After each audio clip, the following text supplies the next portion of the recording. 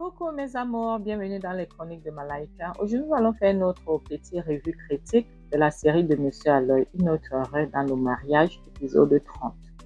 Donc, ça commence avec Chioma qui est en train de pleurer. Arrêtez, arrêtez, laissez-moi tranquille, laissez-moi tranquille. Et entre-temps, il y a Jeff et George qui sont en train de la chercher, qui sont en train de crier Chioma, tu es où? Maintenant, ils suivent la voix.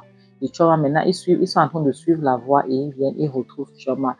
Jeff crie, George, elle est ici, viens, là, voilà. Jeff parle, Chioma, qu'est-ce qui se passe? Qu'est-ce qui t'est arrivé? Pourquoi tu es ici? Pourquoi est-ce que tu es bizarre comme ça? Qu'est-ce qui se passe? Chioma ne répond pas.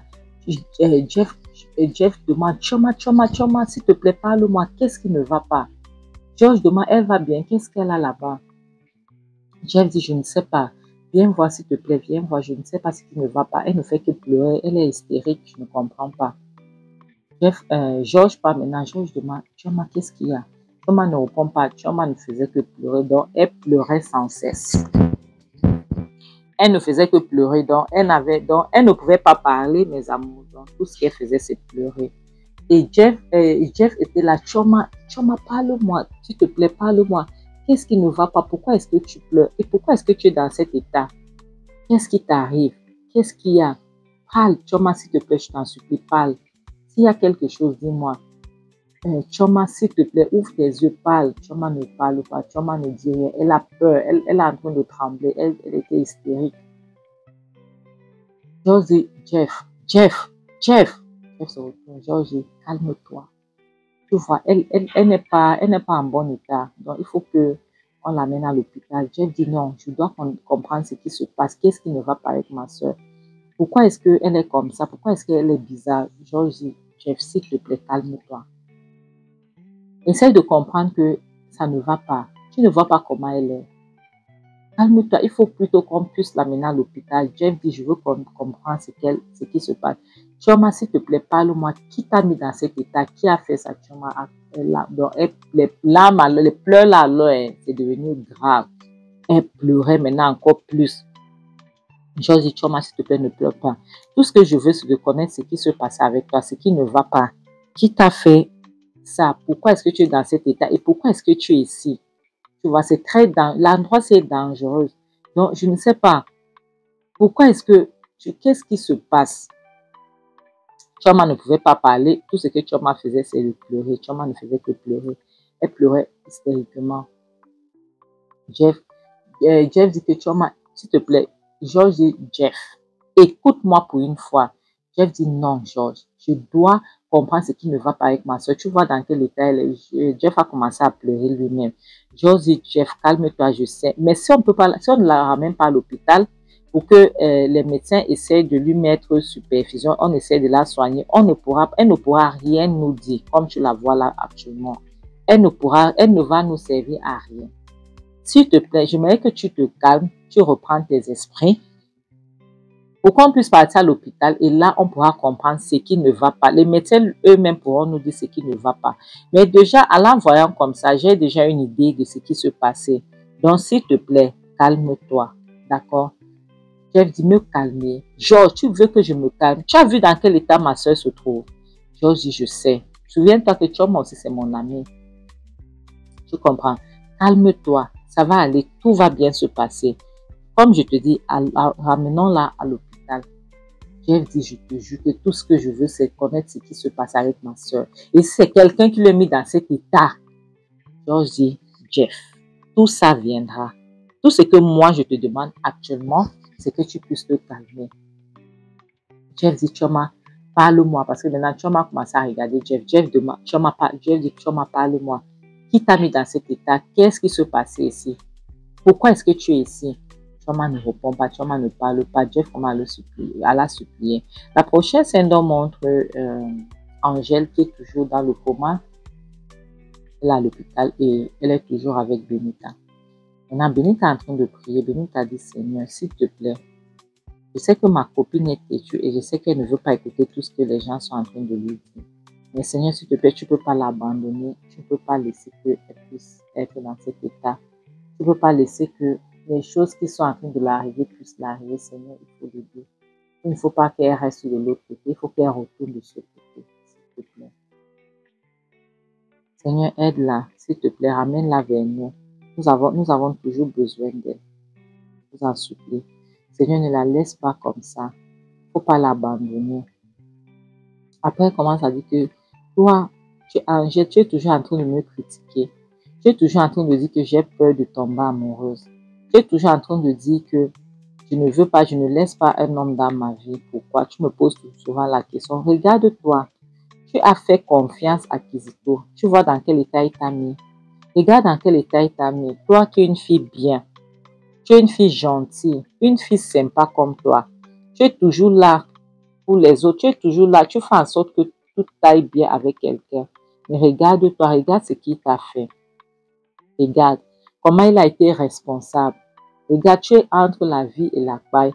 Tu es en train de lutter pour ta vie maintenant à cause de quoi? À cause de qui? Angèle, s'il te plaît, réveille-toi. Ne reste pas là. Suis ma voix, écoute ma voix. Reviens vers nous. S'il te plaît, reviens vers nous, Angèle. Ne reste pas dans le coma, je t'en supplie. Reviens vers nous, nous avons toujours besoin de toi.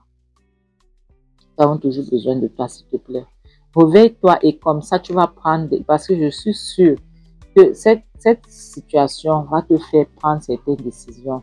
S'il te plaît, reviens vers nous, réveille-toi. Tu as compris? Réveille-toi, Angèle. Maintenant, quand tu as prié, dis que Seigneur, tu ne peux pas l'abandonner. Tu ne peux pas la laisser à elle-même. Tu ne peux pas la laisser dans son sort. Tu ne peux pas. Seigneur, nous avons toujours besoin d'elle. Nous avons toujours besoin d'elle. Seigneur, ramène-la vers nous. Seigneur, fais en sorte qu'elle revienne de ce côté-ci. Fais en sorte qu'elle revienne vers nous, mon Dieu. Elle continue de prier. Seigneur, ne l'abandonne pas, s'il te plaît. Et elle dit, Angèle, tu sais, s'il n'y a que les hommes comme Kizito qui restent sur cette terre, je préfère demeurer célibataire. Tu as compris? Je préfère demeurer célibataire s'il n'y a que les hommes comme Kizito qui doivent exister sur terre. Regarde dans quel état il t'a mis. Une fille comme toi. C'est pour ça que moi, je mène toujours les enquêtes. C'est Benita qui continue. Je dis que c'est pour ça que moi, lorsqu'un homme me drague, un homme qui m'intéresse, je mène les enquêtes pour chercher à connaître qui il est. Je deviens FBI, je deviens la CIA, je deviens tout pour connaître qui il est. Regarde-toi, ma chérie. Une fille gentille comme toi. Une fille jolie comme toi. Regarde les choses qui t'arrivent. Seigneur, pourquoi est-ce que les choses comme ça devraient l'arriver? Elle ne mérite pas ça. Elle ne mérite pas ça. Et lorsque je pense que la personne qui lui a fait ça est chez lui, tranquillement en train de dormir. Et là, voici qu'elle est ici, elle est en train de lutter entre la vie et la paille. Seigneur, fais quelque chose. Seigneur, ne l'abandonnez pas. Je vous en supplie, ne l'abandonnez pas. Ta famille a toujours besoin d'elle. Ta famille a besoin d'elle. Il faut avoir pitié de sa maman. Il faut avoir pitié de sa maman, Seigneur. Il faut qu'elle revienne comme ça. Elle va prendre la décision qu'il faut. Seigneur, elle ne peut pas rester ici. Elle ne peut pas rester. Angèle, bats-toi. Il t'en supplie, elle a commencé à pleurer. Elle dit, Angèle, bats-toi. Angèle, s'il te plaît, suis ma voix, tu reviens vers nous. Il faut écouter ma voix et tu reviens de ce côté.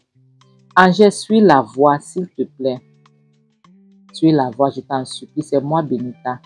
Il faut suivre ma voix. Le côté où tu vas entendre ma voix, c'est le bon côté. Et mes amours, nous savons que lorsque les gens sont... Les médecins disent que la science a prouvé que lorsque les gens sont dans le coma, ils nous entendent même pas parler. Maintenant, l'infirmière vient.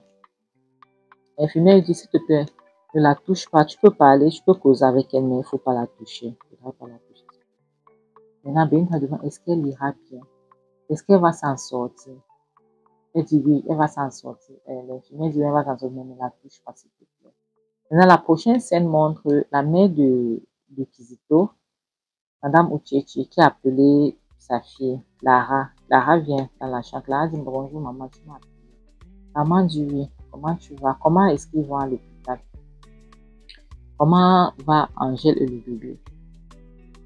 J'espère que ça va. Clara dit oui, ça va. Angèle et le bébé ils vont bien. Le médecin dit que ça va, que les deux vont bien, les deux vont s'en sortir. Mais elle est toujours dans le coma. Maman dit, ok, j'espère que tu n'as rien dit à personne. Je dis, elle demande personne comment, mais le médecin est au courant de ce qui se passait. Le médecin, c'est évident. Elle m'a dit, tu sais très bien que je ne parle pas du médecin, je parle des autres. Je parle de sa famille. Tu sais que tu ne peux pas leur dire ce qui se passait. Elle dit que maman, sa famille mérite de connaître la vérité. Sa famille mérite de connaître ce qui se passait avec elle. Et en tout cas, c'est Chioma que j'attends. Ta maman dit, tu es malade. Hein? Ça ne va pas dans toi. Tu veux que la famille là puisse faire les problèmes à ton frère. Tu veux qu'ils puissent rassembler les preuves comme ça, ils vont utiliser contre ton frère. Qu'est-ce qui ne va pas avec toi? Pourquoi est-ce que tu es toujours en train de te comporter comme une ennemie comme ça? C'est quoi ton problème? Donc, tu veux que ton frère puisse aller au Ngata, au Joie. Hein? Ça sera ton but. Elle dit, attends maman, regarde. Je ne sais pas pourquoi est-ce que toi et moi, nous sommes toujours en train de se discuter par rapport à cette histoire. Je t'ai dit que moi, je suis pour la vérité. Tu as compris? Moi, je suis pour la vérité. Ton fils ne va pas mettre la vie de quelqu'un en danger. Tu me demandes que j'espère que tu n'as pas dit à sa famille. Sa famille mérite de reconnaître la vérité. En tout cas, c'est Chioma qui va régler son compte. Donc, s'il te plaît, évite-moi par rapport à ça. Il faut, au lieu de rester là, tu cherches à voir comment tu vas faire pour que l'enfant de Christ puisse être bien. Tu me demandes que j'espère que tu n'as pas dit la vérité aux gens. Au lieu de chercher à ce que tu fasses, que ton fils puisse suivre un traitement, tu restes là. Hein, j'espère que tu n'as pas... Pardon, maman, laisse-moi. Maman dit, ah, en tout cas, ça va même. La personne qui était censée faire quelque chose ne pourra rien faire. Oui, elle ne pourra rien faire parce que je l'ai mis là où il fallait. Clara dit, qu'est-ce que tu veux savoir par là? Qu'est-ce que tu essaies de dire? Qu'est-ce qui se passe avec Chioma?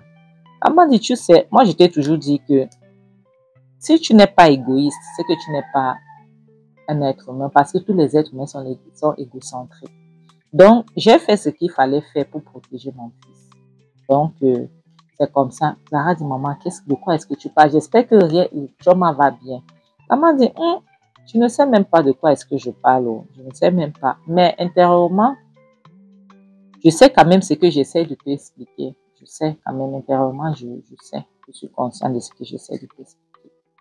La prochaine scène montre Benita à l'hôpital avec Angèle. Et Angèle a commencé à ouvrir les yeux. Elle a commencé à ouvrir les yeux petit à petit. Benita dit, Angèle, tu te réveilles.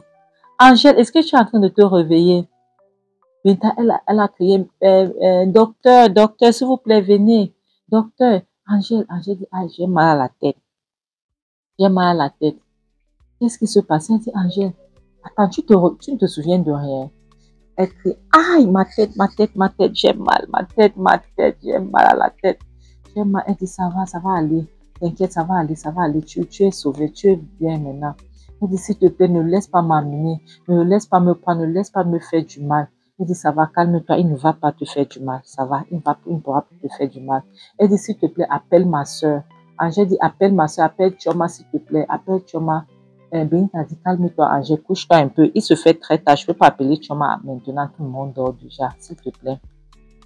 Maintenant, l'infirmière, elle vient, elle demande, qu'est-ce que tu lui as fait? Tu l'as réveillée. Tu l'as réveillée. Elle dit, non, je ne l'ai pas réveillée. Elle se réveille toute seule. Elle a quitté du coma toute seule.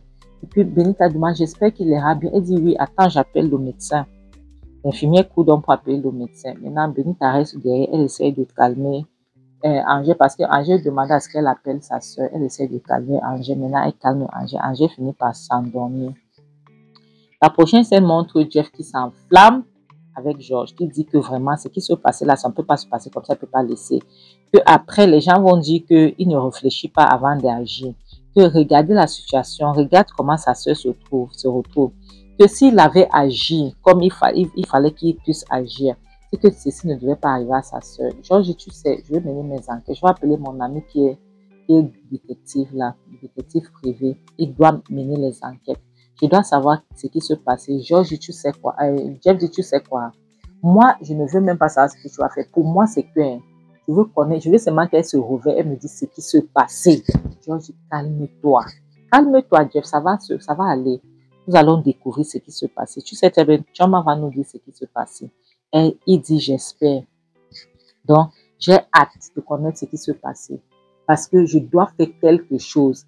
Parce que je ne comprends pas pourquoi est-ce que les gens lui ont fait ça. Est-ce que ces gens-là n'ont pas de sœur? Georges dit, calme-toi, nous sommes à l'hôpital. Nous sommes à l'hôpital.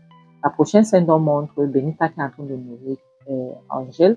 Et puis, il y a une dame qui entre. Elle a confondu de chambre. Elle entre après. Elle dit, hey, pardon, excusez-moi, j'ai confondu de chambre. Je m'excuse vraiment. En sortant, elle s'est rendue compte qu'elle remarque Angèle. Elle dit, attends, mais je vous connais. Je vous connais, Béni t'a dit moi.